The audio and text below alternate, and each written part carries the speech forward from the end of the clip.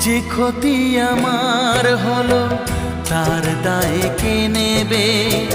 বুঝিনি পাওয়ার আগে সবই যে হারাবে।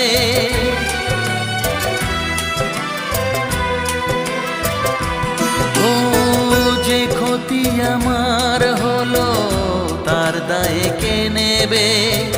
বুঝিনি পাওয়ার আগে সবই যে হারাবে।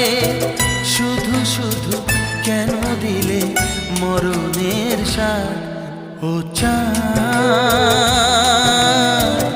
আমার কি অপরাধ তুমি বলে দাও। ও চাঁদ